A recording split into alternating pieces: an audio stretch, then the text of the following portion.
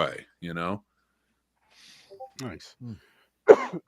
Nice. That's all I had at the end of it. Oh, I thought you just stopped just to stop. Like, Mick, you could keep going, Maybe I did. and maybe he didn't. Maybe But I how's it didn't. going, people? What's going on? What's up? Closing out our zombies. We are closing out our zombie night with I Walked with a Zombie, Nice. Great film. episode 536.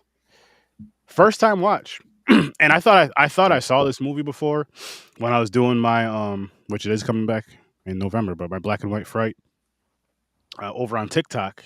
I thought I saw this movie, but I got it mixed up with White Zombie. How? I have no idea, but somebody did actually, it was from the Discord. Someone was saying that it's a good pairing, like this movie and White Zombie, as far as like a back-to-back watch. So I don't know, maybe there's something to it. But yeah, this was the first time watch for me, and it was different, but I liked it. It was different, but I did like it. So I'll kick it off with that, and I'll kick it off with a rating as well. As of right now, I would say 6.5. Excuse me, 6.5 for this. Hmm. And James, First time watch for me also. It was not what I was expecting, but like you said, it was a good movie. I'm going to rate it 7. 7. Okay. Trevor, you could anything you want to say about it, and then your rating. Well, I mean, I'll just go ahead and rate it. First of all, I give it a 9. Okay. But it's a 9 in an awe of work that is so freaking amazing, and that is the movies that are produced by Val Lewton. But this is a special Val Lewton film. There are about 3, in my opinion, and that's working with the director Jacques Tourneur. And those 3 films have been, to quote Guillermo del Toro, it's the Lennon and McCartney of horror. So, what makes this movie so good, and the other films that they did, was that partnership. Now, Luton's other films are truly amazing also, but this is a beautiful pairing. So that's why I give it a 9. Nice. How about you?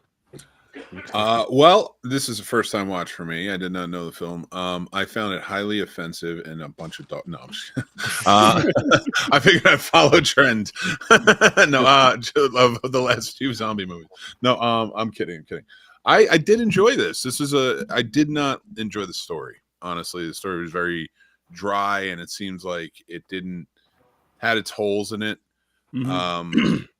And that kind of I'd find myself in like more of a bored state at certain points there. And now I'm just getting those things out of the way, because I have a lot of things I like about this and I want to get into it. And but the atmosphere, the costuming, the designs, it is perfect for that 1940s horror motif. I will probably watch this again, maybe in a Halloween watch or something, because it has very cool, especially the maze scene. And I know we're going to get into all this, and like I said, I got a list, but I enjoyed it for that, but it didn't balance out enough for me. It's a 6. Okay, not bad. A 6. Trevor, what are some things because I know you know this movie a lot more well than we do, a lot better than we do. Sorry. What are like some things that really just drive you into your passion for this film? Okay, well, yet again, you're looking at Val Lewton, and we'll talk about Val Lewton in a bit. But why I love this film is, number one, it is probably the best pre-representation of zombies before 1968, in which Romero redefined what a zombie was. Jacques Tourneur and Val Lewton, as Mick said, are known very much for their atmosphere. This is kind of on purpose, kind of a weird story, because you're when you say about stories. So Val Lewton was the script editor for David O. Selznick, and that influenced him a great deal based on what not to do to make movies. But you know, there's an atmosphere and an attempt at accuracy in this film that no other film does. So, you know, is it accurate? Not completely. But the original draft of the script credited several articles written by a guy named Wallace, who wrote these articles in pertaining to William Seibrook's book Mysterious Island, which came out 10 years before. Now, why that's important is that was the first sensational account of voodoo. And to give you an idea of what zombies would be at this time, zombies are not part of the monster canon. They are part of the xenophobic, they're kind of like UFOs, Bigfoot. So there was a lot of, you know, that kind of acknowledgement for zombies, but there were not a lot of films that were made with the zombie. White Zombie, and also, like, you know, Zombies on Broadway, which I think everyone can just miss. It's a beautiful film. I just have to say that. I mean, there's so much that can be said about this, but you almost have to talk in the entirety of Luton's work, because he is a producer that truly is an auteur. And as a producer, he also had a hand in everything. You know, that's where the stamp of Val Luton comes.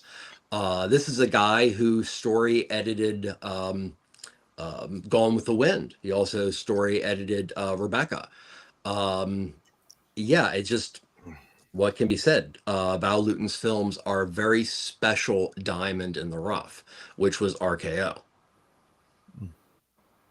Yeah, listen, I was just looking up some of the stuff in this movie. Yeah, I'm enjoying myself. You know, first time watches for me are always really nice. I will say it has a lot of signature atmosphere for Val Luton. I like Val Luton. I like his work. You know, but I don't get that in depth with him, you know, other than, like, I do enjoy reading about him. You know, I've read some biopics about him and such, but influential. Never take that away. But with this movie, I don't want to, you know, put any bad mark on it or anything. It's just that this story was so interesting in the times where they allowed it to be. And I think that's what really took me away from it, was like the focus here. I get what, you know, almost like this revenge tale, so to speak. Well, it is a revenge tale essentially, but excuse me, I got something in my eye. And just sort of how it's been playing out. I'm trying to find the right words, because I finished this movie like 10 minutes before I got on. So, like, I am still trying to, like, catch my actual feeling on it. But it's just like when so scenes like when they're first in the market. She's in the market with Wes, right? And he's, you know, drinking, and, you know, they're at the little cafe and he's drinking his drinks. And they're singing the song almost sort of like as a warning to her. Those moments were so wonderful in the storytelling, and there are highlights, and they happen little by little. But in between those things, the atmosphere wasn't enough to save, like, what was sort of boring about it. I wish it was almost more condensed. Like, I'm glad I got to see so much of what they were trying to push with the voodoo culture, and the imagery was great. But it's almost my same argument for, like, sometimes, like, when I watch a Christopher Nolan movie, it's beautiful. It's going to be beautiful throughout. You know, you're going to have amazing things, but sometimes you're just kind of like, all right, we get to the next interesting thing. This is beautiful imagery. I don't want to look at the Enterprise for 9 minutes in motion picture anymore. I did it. All right. I know, I realize I'm sort of kind of rambling, but it was too spaced out. Its pacing just seemed really off. Now, that's all I want to say. But other than that, the corn maze walk, which the pacing seemed off on that, but everything you saw was interesting. And I forget. Numerous Forgive me. What's the stills. main actress's name in this? The actual Frances D. Yes. Yeah, Frances D. She played Betsy. That she did a fantastic job. I loved her in this movie. I thought she really did well, trying to like kind of investigate what's going on, trying to kind of peer into the culture and really understand what's happening. But I didn't get that from like the other, so to speak, the white actors in this. It seemed very stale in some of their performances that didn't match like her intensity. Like when I did really love the corn maze when they're walking through, and besides the art direction, she is the most pivotal piece of it. And when that music kicks in, I'll tell you, the sound in this movie, sound is beautiful. It's fantastic. It's fantastic. The atmosphere is just truly fantastic. The music was great.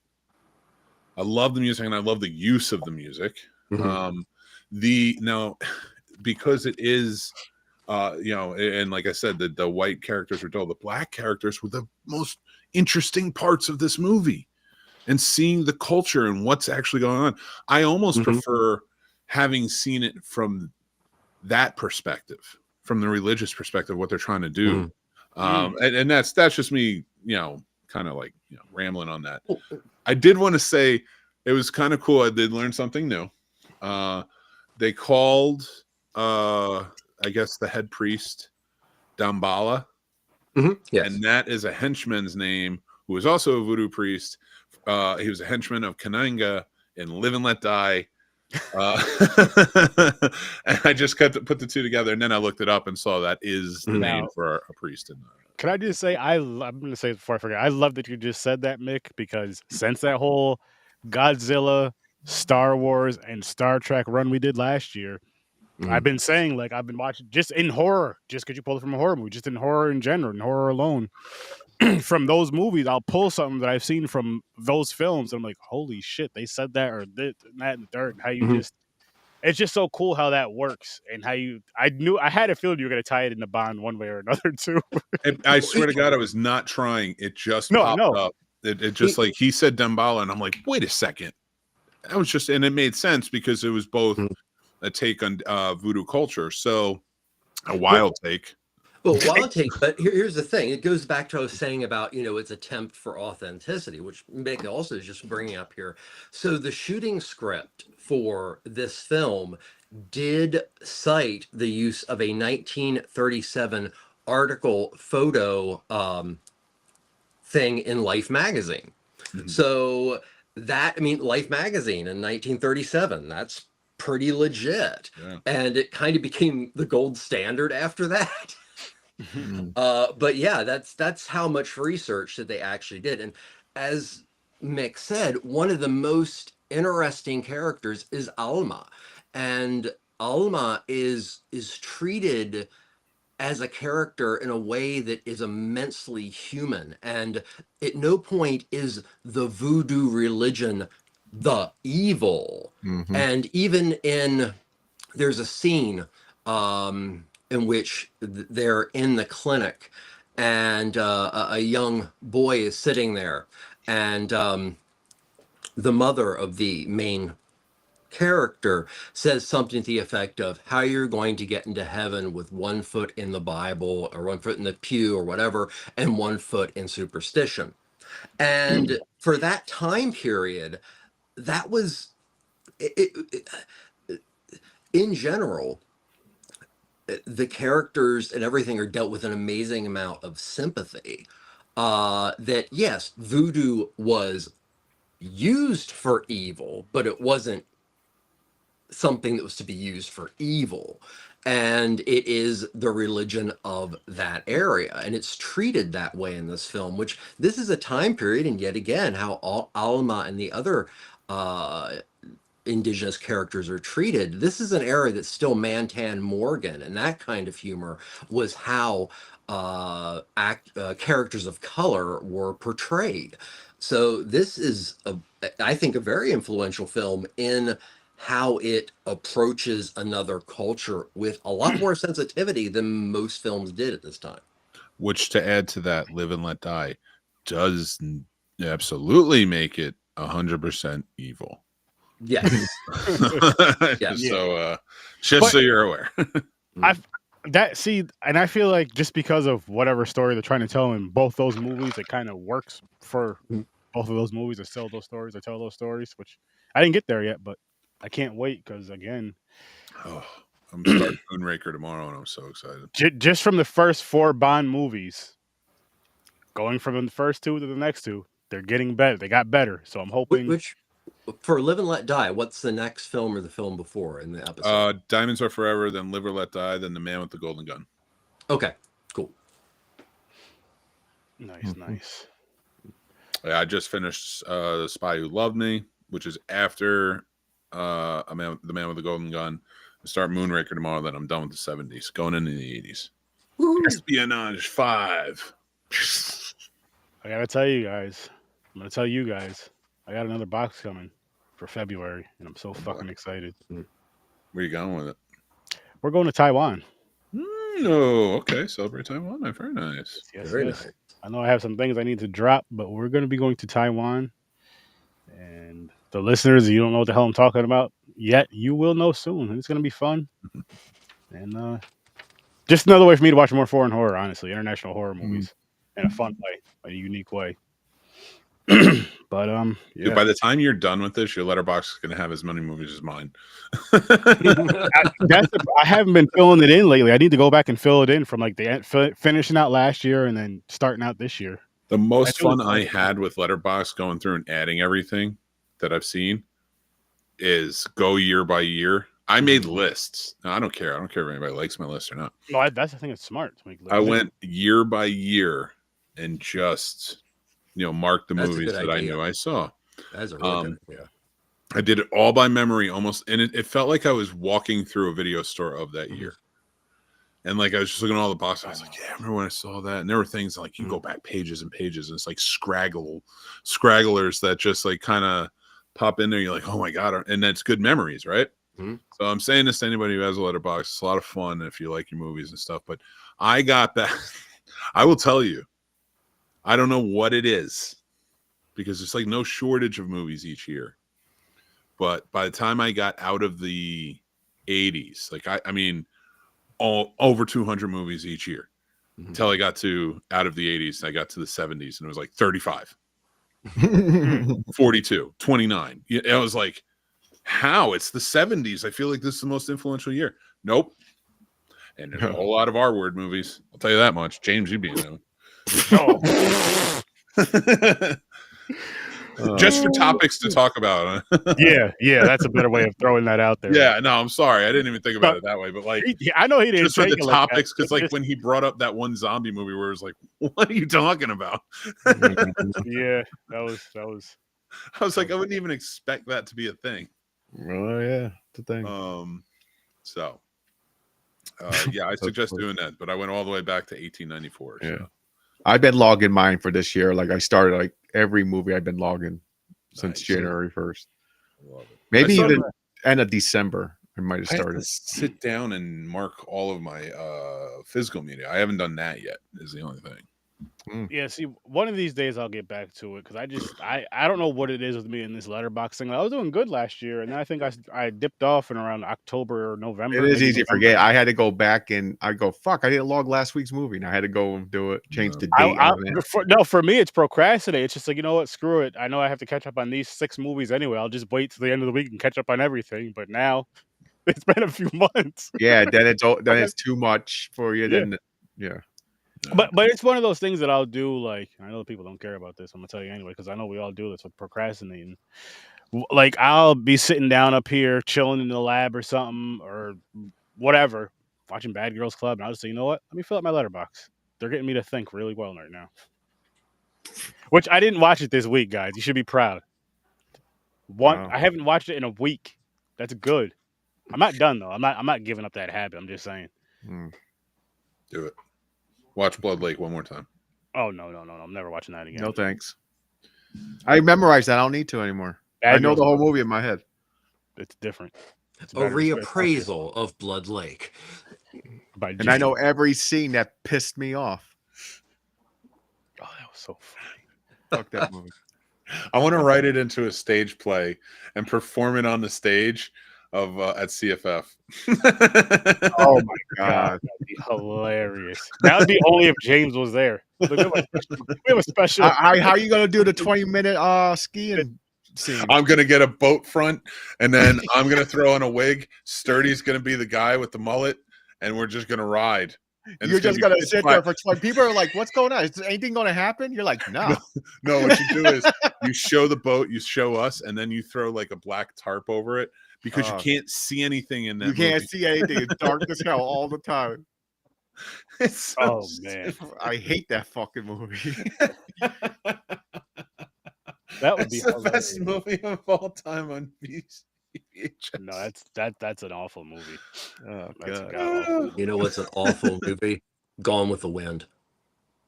An Ooh. awfully good movie or an awful movie? Awful movie.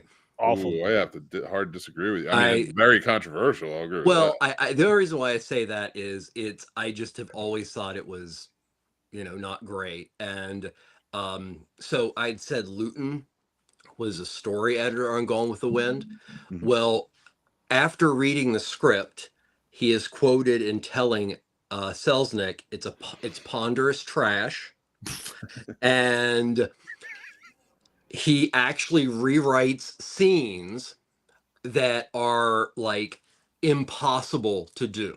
Like there's a scene in Gone with the Wind that is just so it's breathtaking and beautiful. It's this like train thing. There's like a field of like bodies, and it was written by him. So it was like nobody's gonna be able to make this scene, and they did, of course. Yeah. So he hated it. But another thing about Val Lewton and his relationship with David O. Selznick is after various rewrites and things like that, he knew he had to put in an intermission. So David O. Selznick asked Val Lewton, and this is from Val Lewton's son. Val Lewton was to do research on how long it would take the average theater goer to get up from their seat and to go to the restroom and come up with an average amount of time. Val Lewton waited a week and then came up with a number. But that is also a story that connects Val Lewton to like old school Hollywood. And I have high respect for Val Lewton, but I got to stick up for Gone with the Wind. I just always thought it was an overrated film. But I seen it once, and I kind of agree with Trevor. With the people are like, "Oh my god, this movie's so awesome" and everything. I watched it, I was like, it's okay. And listen, here's the thing: I hate the sound of music. I hate the sound of music, but I can appreciate why people love it. No, I do too. I can see now. that. Allow me to. I won't say I love it. I don't mind it. Allow me to defend the highest grossing movie of all time, adjusted for inflation, against Mr. Made 14 movies in 9 years. No, I'm just kidding. I do like Val Newton. Well, I think I will have to say I think Gone with the Wind is one of the most beautifully shot color 33-1. Oh, yeah. I'm not really a fan. You can't question. Now, that. The Wizard of Oz, I would argue. I will argue The Wizard of Oz. I will fight for The Wizard of Oz as probably the most influential movie of the 20th century. Okay.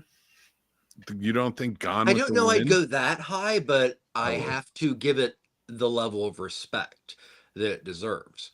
And it is. I mean, King Vidor directed that, right? Call everyone now that you know and find me someone who has not seen that movie. Exactly. True. I've seen it multiple times. I can find plenty of people who haven't seen Wicked yet. Mm-hmm. I haven't seen Wicked yet. I have not. More people have seen The Wizard of Oz than have seen A Christmas Story. True. Yep, Everyone. that's an easy one, but true. that's that. We've for the past like how many decades is like I don't like A can't Christmas not Story. see Christmas Story. So. I don't like it either. I don't know what the most watched movie of all time is, but I got to tell you, I have to believe at least everyone on this planet that is old enough to put a movie on itself has seen The Wizard of Oz at least once. I was gonna say that, And no, not A Christmas Story. Is that the one with Scrooge? I like that one. Anyway, never mind. The Christmas Carol. Sorry. Christmas Carol. The All right, never Christmas mind. Story is the one with the it was Bob Clark's Christmas movie that had the leg lamp and all that stuff. Oh Yeah. yeah, I don't like that. movie. Shoot your eye out with a BB As a matter of gun. fact, I hate that movie. Because there are channels that show it for 24 hours straight, Yeah. for weeks, Oh yeah. Yeah. That dude just popped up at the inauguration. The Ralphie kid. Fuck Ralphie. Nope, you don't have to take it back. You can leave that right out. Because he and Vince Vaughn, like, I guess, are producing partners or something like that. And they were both at like something for it. I just saw pictures. That's why I knew. It's hard not to know who Ralphie is, even at this age in his life. Actually, that's not true. He did successfully do it in Iron Man. I did not know it was him. He was the one with the bald scientist with the mustache in that movie. That's him. So I give him that. God damn, Iron Man has the same mind as the Porky's films. They're saying number 1 is Titanic, the most watched movies.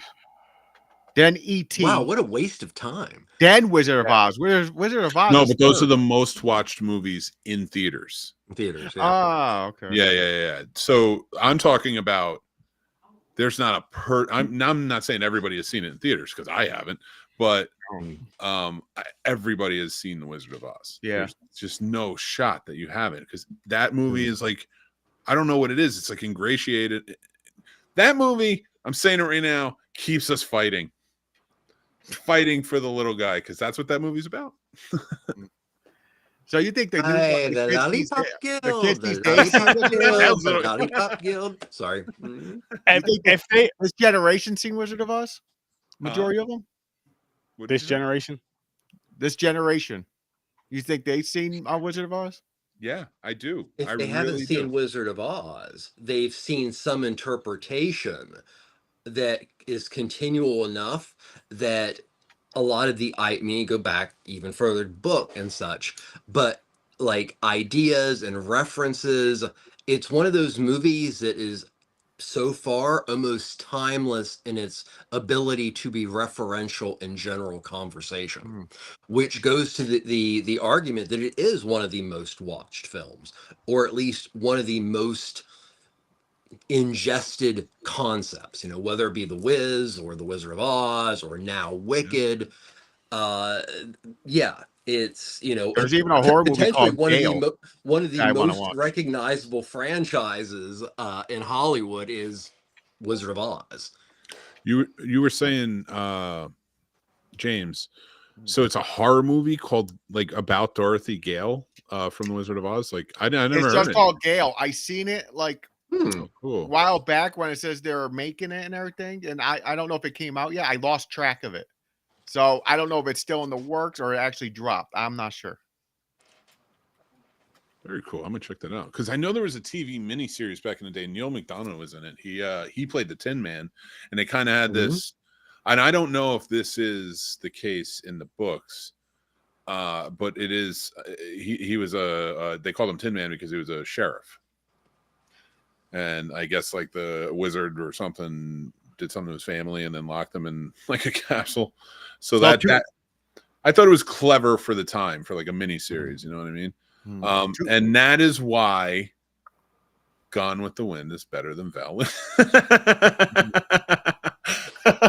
Sorry, we didn't even talk about the movie. Gone with the Wind, although I have to say, is much better. There it is. Nice. It kind of holds that area of the Titanic with me. So, yeah, Okay, I that's will fair. appreciate the quality, but overall, I get it. Listen, Yeah. it's not a movie you can watch often. It's not, Titanic is a boring fucking movie. Fuck. That's that I'm is with nuts. And I think that movie made me hate Billy Zane. I always have a little bit of forgot he was in disdain that. for Billy Yeah. Zane. Mhm. It's just because he's kidnapped a kid and got on a boat. The only part I liked is everybody fucking dying, and that's See, sad to say. The Leonardo sickle. Yeah. I was watching a video and they showed what it actually would have looked like out there that night, and it was just pitch black. Yeah. Yeah. Like And they were like playing like what it would have sounded like, and I was just I started getting like anxious. I'm like, what is this? I was like, I never, because you think about the movie. Oh, nice. Oh, I've beautiful seen this. film. Wait, Yeah, what's the that's- categories for this one? Found footage. Found Oh. footage.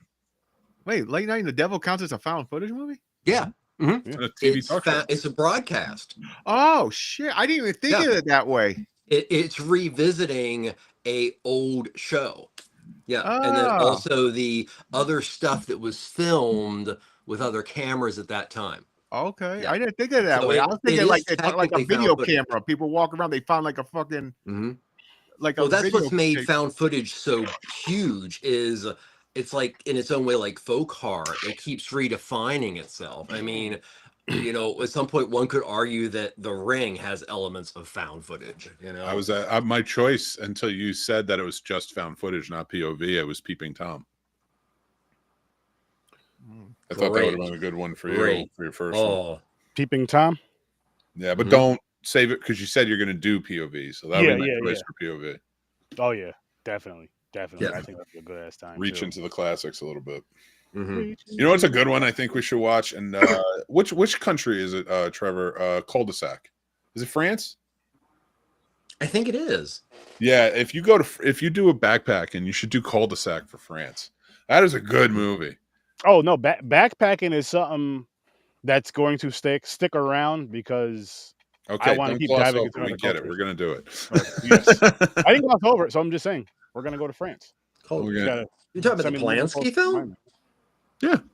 Okay, good. I thought I'd make sure we had the same one connected. Yeah, it's a Watch great watch film. Cul-de-sac if you can. It's part of actually a loose trilogy. Oh, really? What's his other Yeah, one? Knife in the Water, Elevator in the Gallows, and Cul-de-sac.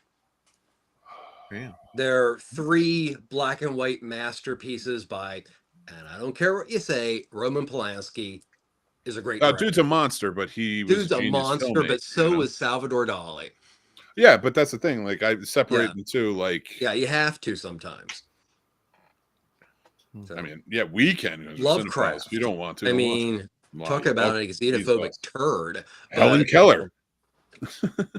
Great pilot, my favorite pilot. She was. Go look it up. She believed in eugenics. That has That's nothing to just do with somebody's assumption, I guess. You know, her it's not talent like, of flying. not like her talent you know of she flying heard a it from plane. somebody or she said it to somebody. I mean, You should have been one of the backup players in Helen Keller and the Night Wolves. That joke would have killed.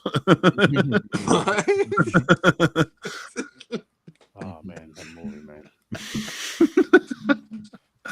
That is a great movie. It really is. It is. And It's that's definitely going to be coming I'm back actually gonna around. for a revisit watch that party. because it's been It's a a while. it's a Yeah. fun movie. I actually may have to show that to my partner Hannah because it's Oh, just so. Yeah, It is so fucking Ridiculous. absurd. It's fucking wild.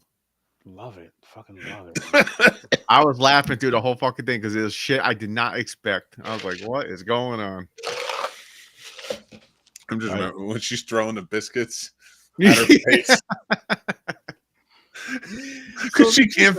That's the only way a blind person can find their mouth is to throw it at it. Try and make It was so stupid.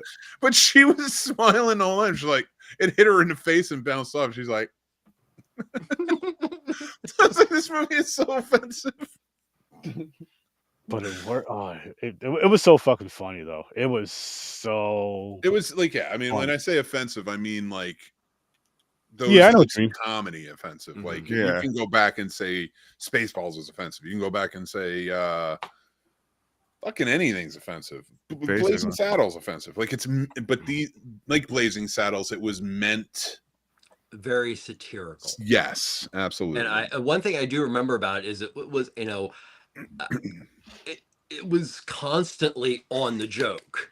Yes. It Mhm. stayed there, and it didn't like deviate enough that it would become offensive. It was just like one long running good joke. So Look when she goes, I never had sex with the black guy before. He goes, I'm not black. She goes, everything's black. Yeah. Black and the blind. Everyone's black and the blind. I was like, what is happening here? That movie, just every joke. It always gets me too, because every joke that hits is just like, how did they think of this? Yeah. Well, you know what was real And you had the funny? brother and sister going back and forth with shit. I'm like, what the fuck? The plunger up his ass. The plunger. Remember that random white thing that just popped out was like singing and dancing out of nowhere? It just Dude, came in the movie like 2 times. You Random. know they made another movie, right? No. That team? The guy who made that movie is called FDR Badass. Oh my god. and James Brolin, who plays the hunter that trains her in it, he plays FDR in the movie. What? We should watch that. I wonder if it's that crazy, just like that one. It really is. I've seen that. Oh god damn. That one I think they played on Comedy Central once, and that's how I saw it. And then I never heard. It's a very different dynamic of budget. Okay. Oh, those stupid things. But to bring it back around. To the zombies. I Walk with the Zombie is a very enjoyable watch. Like I said, I had things that I didn't like about it, but I said I would rewatch it. It's a cool horror atmosphere. I'm busting balls a little bit, like, but this was a I mean, fun it's not watch. the cat people. No, of course not. And it's not, I mean, it's not Isle of the Dead. It's not It's another. So like it's comparatively, there were shining moments that you're like, wow, this is a Val Lewton production.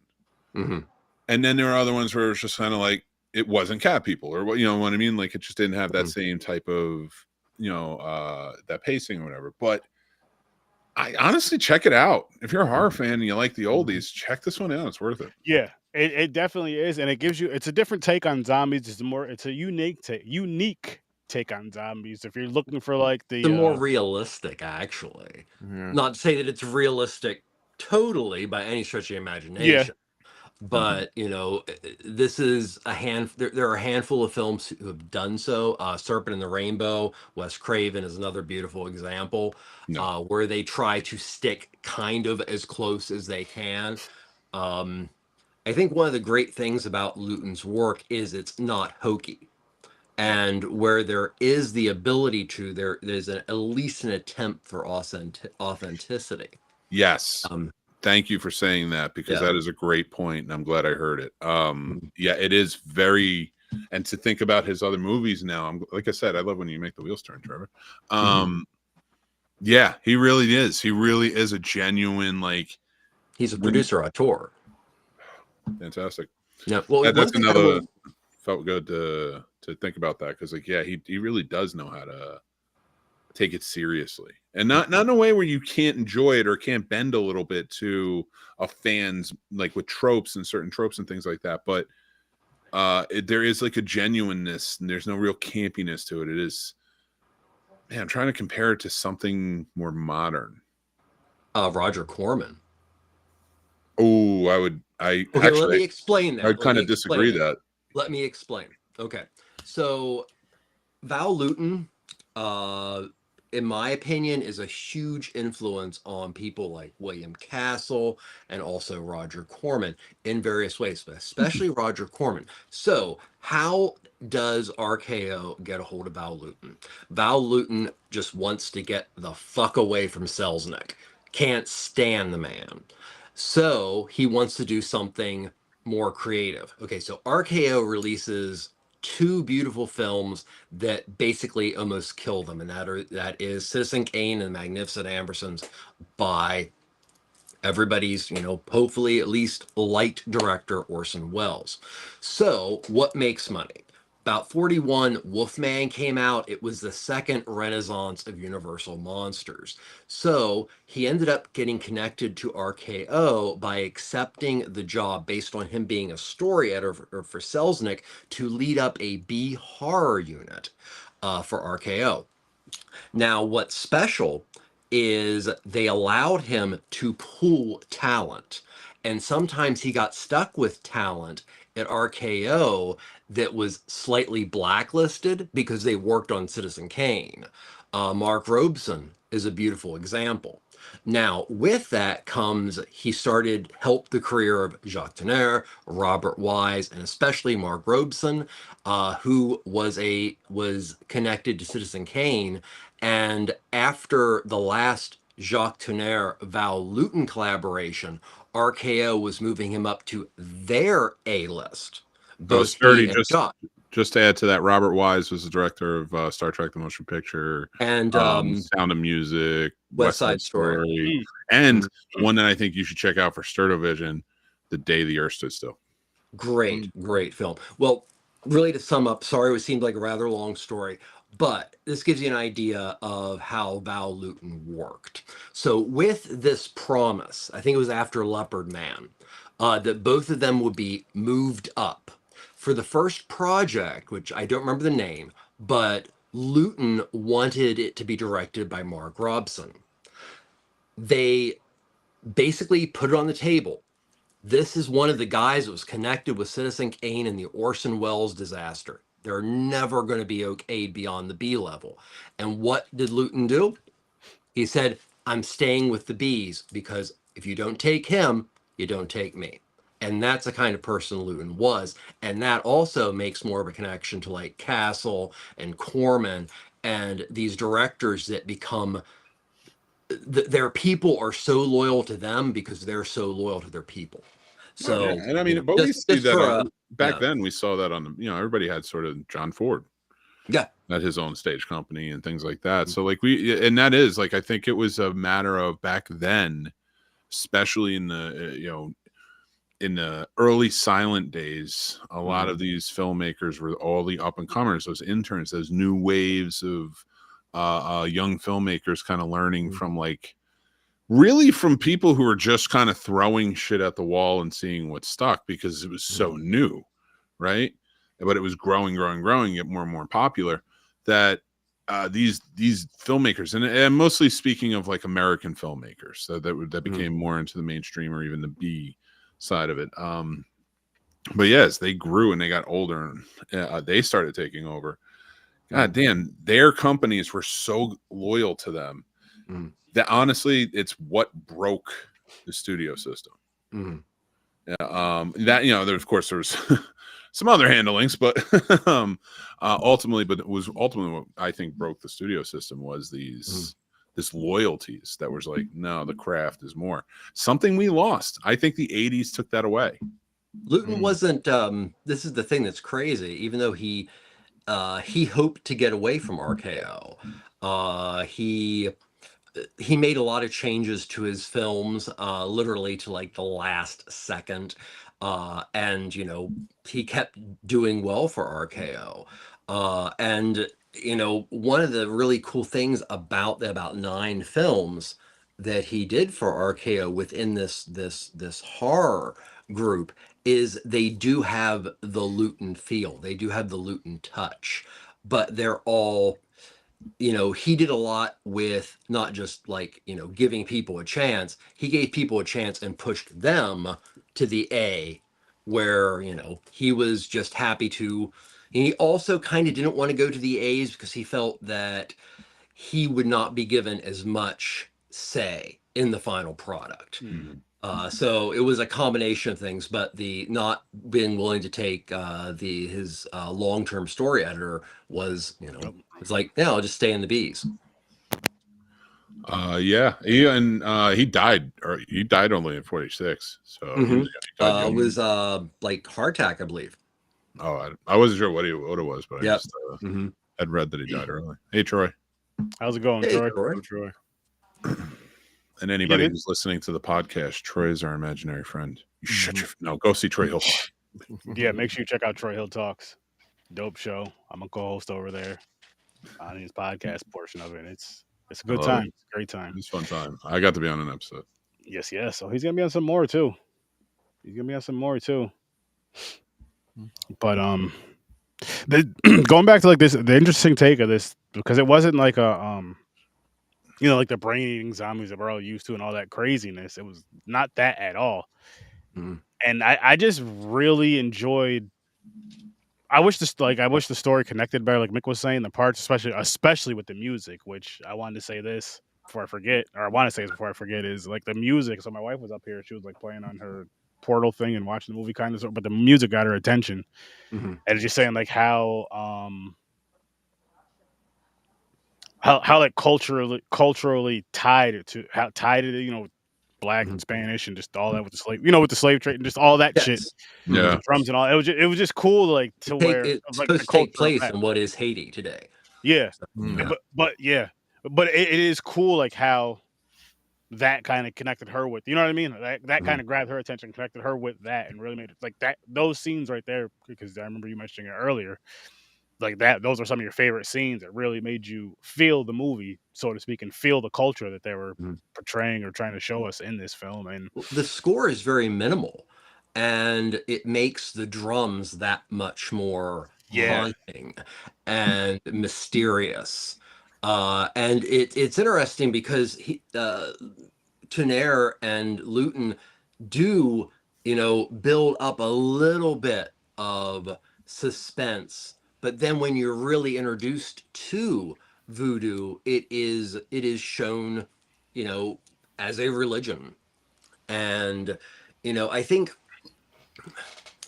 this is a movie very much like, I said, as far as atmosphere, and I think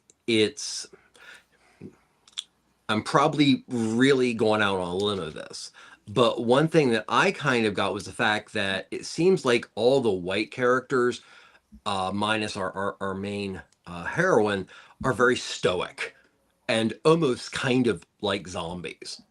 Mm. And the other side are very much, they seem to have much more life, even if it is in a very negative situation, like the scene of the fact that they mourned a birth but did not mourn a death, Mm. which is very, connected to that time period, very hmm socially, significant. But no, I when I watched this is like the third, fourth time I've seen this. I felt that was, and also as far as the pacing goes, one of the things I liked about the pacing is the fact that is this kind of drag, which kind of makes the film kind of zombie-like. But yet again, I might be going out on a limb here. No, I do agree. I think that's what they were going for. I just don't think it Yeah. worked. It just didn't work for me, I guess. Mhm. And again, it's personal preference. But like I thought they timed scenes well, interactions really Mhm. well, and then in It's all between done on a soundstage too, and it was pretty damn beautiful good for a sets. soundstage. That time frame though, that time Yeah. frame in horror, like the sets are some of the most magnificent in movie Oh yeah. history. I will say, Sturdy, do I still have time to change out my choice for found footage next month? I just thought of something. Yeah, because it didn't get picked. As long as it didn't get picked, you're good. I want to do One Cut of the Dead. Just send me the movie poster. Good We're movie. Yeah, I think that's Excellent. I'm gonna do that. And That's some Asian horror there too, guy. Oh, Oh, nice. you're gonna get some really cool inside look at filmmaking too. Mhm. Nice. Yeah, just as soon as you can, send me the movie poster and I'll swap it out with I forgot what you put on there before, but I just put something I haven't seen that I wanted to watch, so I want to put this on it because I want to like share this and talk about it. that's fair. That's fair. I'll throw that one in the watch party list on the other one for February, possibly the other movie. But yeah. Again, though, I do feel for those who are if you're a fan of black and white film, I'm not going to say this for everybody, but if you're a horror fan of black and white film, definitely go check out I Walk with a Zombie. Mhm. Definitely go check out I Walk with a Zombie. Even more so if you're a fan of zombie films, just because why not? Yeah. But I'll say more so. I won't say for every horror fan because I know every horror fan doesn't like black and white. But for those that do like black and white, definitely check this out. Definitely check this out and let us know in the comments below what you think about it, if you like it or if you hate it. But give me a reason why, if you like it or hate it. Don't just say I hated it, it sucked, it was boring, and that's it, because that's not. Please only answer that way. All I want. I want him. In fact, In capital letters. I would like to request everyone out in the world to spread this. Go find Sir Sturdy. Email him. Email him like people have been flooding the immigration email with Elon Musk requests. I want you to flood his email with which is one word answer. All right, about why you didn't like this movie. You could just be like, didn't. Oh, fuck that! Don't do it in my email. Do it in the comments on YouTube, where it matters. If you're gonna do that. I want 70,000 emails in this man's inbox of just saying an innocuous word that's like sucks. That's just gonna go right to the spam folder. That's no context. Don't explain anything, and then follow up the next week to make sure he read all of them. Oh, you know I'm not gonna. And keep doing it every week for the rest of his life. Or yours, whoever's here longer.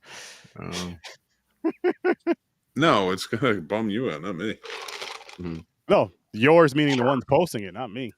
No. I'm not gonna care either way. I'm just gonna did you read that? Nope. Matter of fact, I changed the email. I just didn't share it with everybody this time. I don't read shit over there. Every time he's live, I want you to comment. Hashtag didn't like it. Anything he says. Hey, go ahead. Start it out. He said it in the right place. He said it in the right place. Go ahead, Troy. Go ahead, Chad. Do it. Next week. Late Night with the Devil, which is going to be a fun one to watch. Yeah, honestly, great film. Here's the funny thing about that. Here's the cool thing and the funny thing about it, besides the fact that it's an awesome movie, is for those of you that know, we do watch parties and all that stuff. And I have a little request list, and Paul threw on Late Night with the Devil. And I was like 100%, and I was planning on doing it for February. So just look at this, kicking it off with that for the first episode in February. Late Night with the Devil. Troy, if you're free next Thursday, come join us 8:00. It's gonna be a good time. And as you guys, what did you guys think of it? I liked it a lot. I liked it. It's something I got to watch again because I seen it when it came out, and I haven't seen it since. No, we're watching next week. We can talk about it next week. That's right. I want everybody to throw up a comment. What'd you think of the movie? But not one word answers. You hear him? I finally watched Nosferatu. In fact, I'm changing it up. Oh, great Emails. Email him and just write Blood Lake in the subject line. That's it. Anyway, Nosferatu, what'd you think? I liked it. I still gotta watch it. I liked it a lot. Yeah. We'll add it. We'll add it to Vampire April. I liked how they made Nosferatu look. Oh, Vaporil. I like it. Vaporil. I thought they were gonna do a knockoff version of him. Like the ball with the like peeking through the fucking door and shit. No, they made him pretty cool looking. I hated the mustache, but other than that, the mustache because it I didn't like the reveal either. I don't want to take anything away from anybody who hasn't seen it yet. But yeah, that mustache is crazy. It is. Watch that. Here, though. It's like an old school, like Russian czar mustache. I get the idea they were going for with that look, and I like that. Like I like that they were going more for that type of style. Yeah. I just couldn't take the Freddie Mercury mustache on his face seriously half the time. But no, other than that, I thought it was a great movie. Yeah, it was a good movie. They did such a great job with it. Sturdy. Yep. Love you, buddy. Here we go, Mick. Take it away, good sir. I gave you a new one. I just sent it to you. What's up, guys? If we had the new one, you'd see the lineup. Sure. You can go visit us all over. But this Saturday at 3 p.m. Eastern, we are going to be a 10-hour live stream event called Casters for a Cause Fundathon. We do these every once in a while to raise money for a good cause. We're raising money. We put together a GoFundMe. It goes all directly towards Red Cross efforts. That's the way I like it. I don't want to touch any money. So all goes towards American Red Cross efforts to help out the LA wildfire relief. Hopefully you guys could be there. We have great shows. Everybody here is going to be there at some point during the day and night. And we're just going to have a really good time. So we hope you guys can join in. And we're going to have some fun twists and turns along the way. And we can't wait for you guys to be a part of it. And get your wallets out, donate, and share. You can donate now. The GoFundMe's live.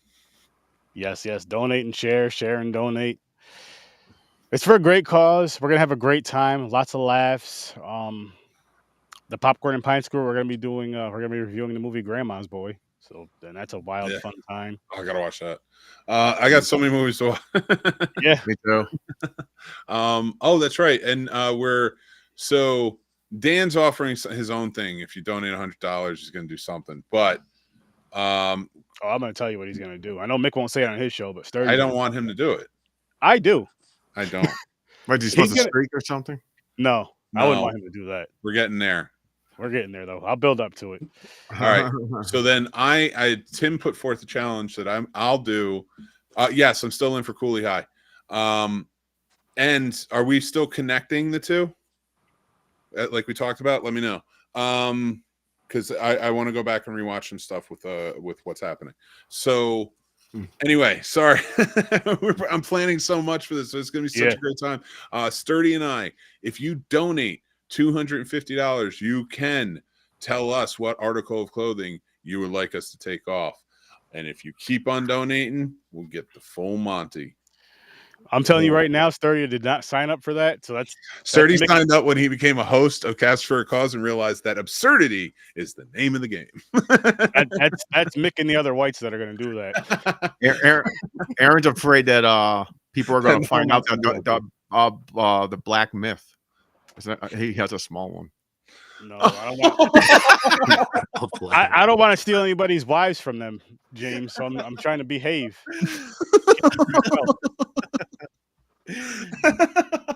Yes, that's exactly what his plan is. Oh my God, he is. I'll tell you what, right. he will not be doing that because I have to sign off, and I didn't sign off. But if Sturdy signs off, he's going to get hurt, but it's going to be funny. This is an incredibly bad idea. It is a bad idea. I agree. I'm not signing off on it either, but he does it. Here's the way I look at it, right?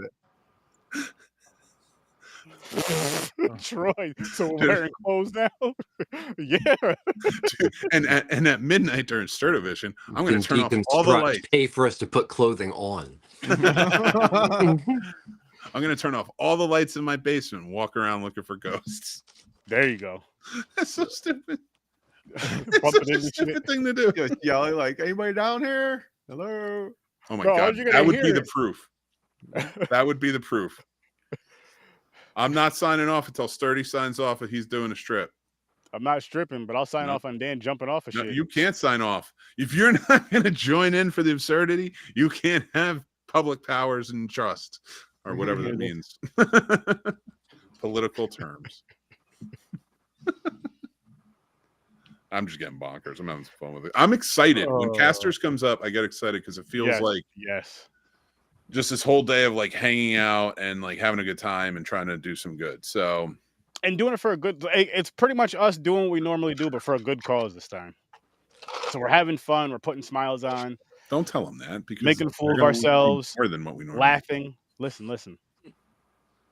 It's for a good cause. It's to help people. I'm going to black a game called what? The Screen Bitch. Sturdy. What? I'm going to play a game called. We're not showing any dick. Calm down. I don't even care if you're at the camera like this. Oh man! I'm just getting so close up, though, you can't see nothing. You're like, I am naked. And then at 1 a.m., I just stand up. We had clothes on the whole time. Oh, Mick, there you go. That's what you should have done. Late night or something. You should do like pitch black. Or... You should do a show, a half-hour stand-up. I can do a half-hour stand-up. Oh no, I don't have any material written. I'd have to write. Didn't you say you were going to do that at one point? Yeah. They closed the place down. Oh, I mean, I don't mean to laugh at it. I don't mean to laugh at the place. And I don't want to like say what the place was because like I don't want to put anybody where I live.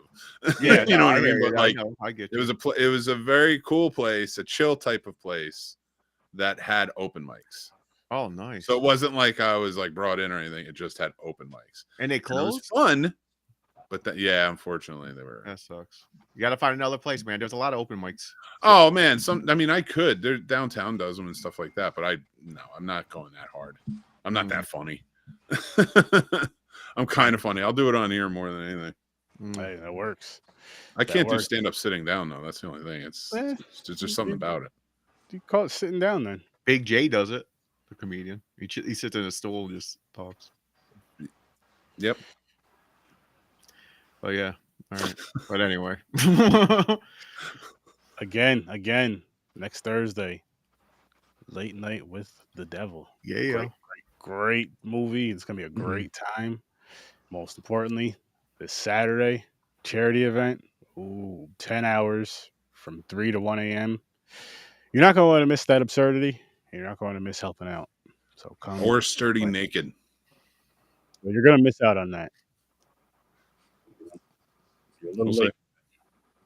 But we're going to get on out of here. Just don't wear a onesie, dude. Oh, at the end of the night we are. Final onesies reunion. Ah, okay. Yeah, we're all gonna go to sleep at the end of the night. And Well, I they get doubt to it. Well, I watch mean, the live stream. that means if you wear a onesie and somebody donates $250? Oh no. One shot. Oh, okay. I will be But wearing that's why I was saying don't wear a onesie. Oh, at the end of the night I will be, and then maybe it'll come off. But I mean, But during the day? if your onesie is your only real like piece of clothing and somebody donates it, they tell you to take it off. Yeah, you're all screwed. right. Yeah. I'll do it. For a good cause, I'll do it. Tripping for the wildfire relief. Mick's gonna take it Oh, off and he's gonna have women's underwear on. Surprise. I'm wearing that now. Oh, man. But we're going to get out of here, people. Have a great night.